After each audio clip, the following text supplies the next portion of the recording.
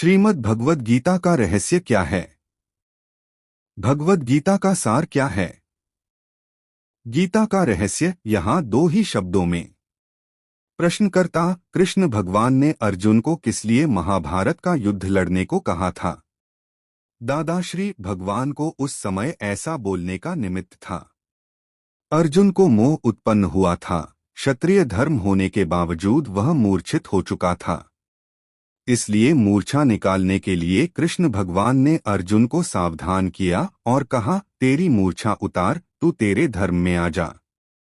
कर्म का कर्ता या अकर्ता तू मत बनना। कृष्ण व्यवस्थित जानते थे और व्यवस्थित के नियम में जितना था उतना ही कृष्ण बोले हैं, लेकिन लोगों की समझ में नहीं आता और कहते हैं कि भगवान ज्ञानी होकर ऐसा क्यों बोले कि इन सब को मार डाल। यह तो कृष्ण का ऑन द मोमेंट का उपदेश था। कोई हमेशा के लिए यह उपदेश नहीं दिया कि मारना ही। अर्जुन को सभी रिश्तेदारों को देखकर मोह उत्पन्न हो गया था। भगवान जानते थे कि थोड़ी देर के बाद मोह उतर जाएगा, इसलिए कृष्ण भगवान ने नैमित्तिक रूप से बात की थी। उन्होंने अर्जुन से कहा, तू क्षत्रिय है और तेरे परमाणु लड़े बिना रहेंगे ही नहीं। हमें ज्ञान में यह दिख रहा है कि तेरा व्यवस्थित ऐसा है, इसलिए तू झूठा मोह मत करना। मारने के लिए मोह के बिना कार्य कर, झूठा अहंकार मत करना।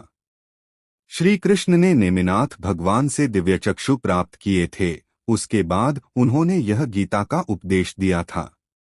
गीता में तो कृष्ण भगवान दो ही शब्द कहना चाहते हैं। वे दो शब्द लोगों की समझ में आ सकें, ऐसा नहीं है। इसलिए गीता का इतना बड़ा स्वरूप दिया और उस स्वरूप को समझने के लिए लोगों ने फिर से विवेचन लिखे हैं।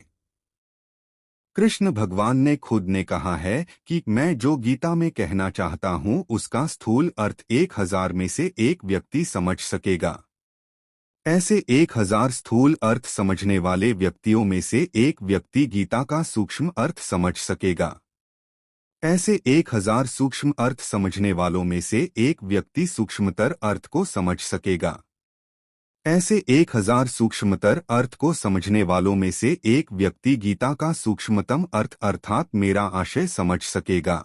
कृष्ण भगवान क्या कहना चाहते थे कि वही एक उसे समझ सकेगा। अब इस 3.5 अरब की बस्ती में कृष्ण भगवान को समझने में किसका नंबर लगेगा? कृष्ण भगवान जो कहना चाहते थे वे दो ही शब्दों में कहना चाहते थे। उसे तो जो खुद कृष्ण बन चुका हो वही समझ सकता है और कह सकता है, अन्य किसी का काम नहीं है। आज हम खुद कृष्ण आए हैं, तुझे तेरा जो काम निकालना हो वह निकाल ले। कृष्ण क्या कहना चाहते हैं? व्यक्ति मर जाए तब कहते हैं न कि अंदर से चले गए। वह क्या है? वह माल है और यहाँ पड़ा रह जाता है, वह पैकिंग है। इन चर्मचक्षुओं से दिखता है वह पैकिंग है और अंदर माल है, मटीरियल है। There are varieties of packings.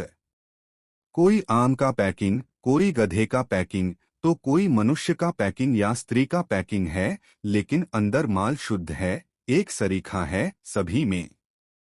Packing तो भले ही कैसा भी हो, सड़ा हुआ भी हो, लेकिन व्यापारी पैकिंग की जांच नहीं करता, अंदर माल ठीक है या नहीं उतना देख लेता है।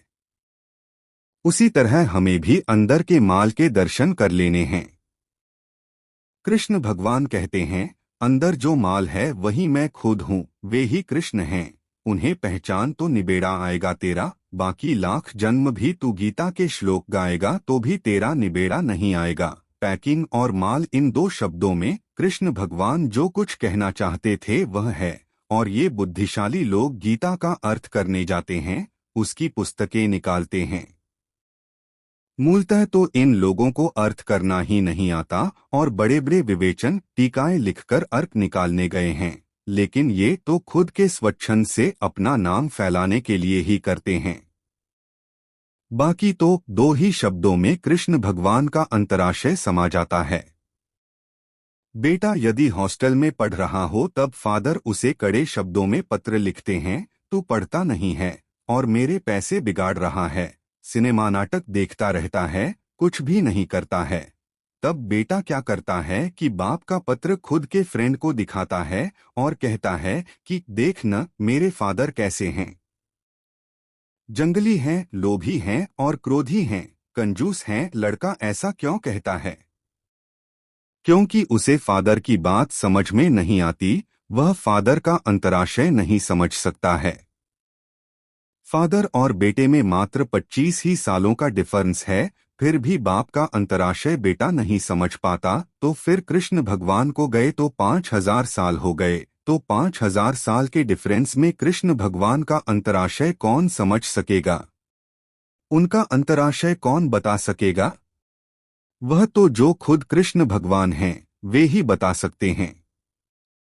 महावीर के अंतराशय की बात कौन बता सकता है? वह तो जो खुद महावीर हैं, वे ही बता सकते हैं। महावीर का भी 2500 साल का डिफरेंस हो चुका है। पहले के जमाने में तो 25 साल के डिफरेंस में बाप का अंतराशय बेटा समझ जाता था, जबकि आज तो 25 साल के अंतर में अंतराशय समझने की शक्ति नहीं रही है। तो फिर कृष्ण की बात किस तरह समझ में आएगी? अभी गीता के बारे में बहुत कुछ लिखा जा रहा है, लेकिन लिखने वाला उसमें से एक बाल बराबर भी नहीं समझता। यह तो ऐसा है कि अंधे को मिला अंधा, बोरे में मिला तिल से तिल न रहा, तिल नहीं रही घानी, उसके जैसा है। हाँ, वह गलत नहीं है, करेक्ट है, लेकिन वह बात फर्स्ट स्टैंडर्ड के मास्टर जैसी है और वह ठीक है। यहाँ हमारे पास कैसी बात होती है? कॉलेज के अंतिम साल की बात है। जैसे उसमें फर्स्ट स्टैंडर्ड की बात होती है, वैसे ही इसमें गीता के विवेचन की बात होती है। सिर्फ ज्ञानी पुरुष के पास ही सर्व शास्त्रों की यथार्थ बात मिल सकती है।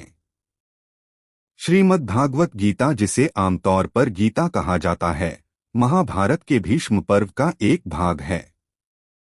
18 अध्याय के इस महापुराण में महाभारत युद्ध में श्री कृष्ण द्वारा अर्जुन को दिए गए धर्म और कर्म के ज्ञान का संकलन है। विद्वानों के अनुसार जीवन की सभी दुविधाओं और अंतर्द्वंद का हल गीता में मिलता है। माना जाता है कि जो व्यक्ति गीता की इन 5 बातों का जीवन में अनुसरण कर लेता है, वह हर काम में विजय हासिल कर सकता है। 1. क्रोध पर काबू रखें। गीता के अनुसार व्यक्ति क्रोध में खुद पर नियंत्रण खो बैठता है और आवेश में आकर गलत कार्य भी कर देता है। क्रोध के वशीभूत होकर व्यक्ति की बुद्धि व्यग्र हो जाती है और उसे तर्क समझ नहीं आते। इसलिए अपना ही अहित करने से बचने के लिए व्यक्ति को क्रोध को खुद पर हावी नहीं होने देना चाहिए। वहीं अगर गुस्सा आए भी तो स्वयं को शांत रखने का प्रयास करें। 2. आत्ममंथन और सकारात्मक सोच है जरूरी। भगवत गीता कहती है कि हर मनुष्य को आत्ममंथन जरूर करना चाहिए। जब मनुष्य आत्मज्ञान की प्राप्ति करता है, तभी वह अहंकार जैसे अवगुण से दूर रह पाता है। साथ ही सकारात्मक सोच का निर्माण भी व्यक्ति को उन्नति की ओर ले जाता है। 3. स्वयं का आकलन करें। गीता में श्री कृष्ण के अनुसार एक व्यक्ति को खुद से बेहतर कोई नहीं जान सकता, इसलिए स्वयं का आकलन करना भी बेहद आवश्यक है। जो मनुष्य अपने गुणों और कमियों को जान लेता है, वह अपने व्यक्तित्व का निर्माण करके हर काम में सफलता प्राप्त कर सकता है। 4. मन पर नियंत्रण। मन को बड़ा चंचल माना गया है। कई बार हमारा मन ही हमारे दुखों का कारण बन जाता है। जिस व्यक्ति ने अपने मन पर काबू पा लिया, वह मन में पैदा होने वाली बेकार की चिंताओं और इच्छाओं से भी दूर रहता है। इससे व्यक्ति को अपने लक्ष्य को प्राप्त करने में मदद मिलती है। 5. फल की इच्छा छोड़ कर्म पर ध्यान दें।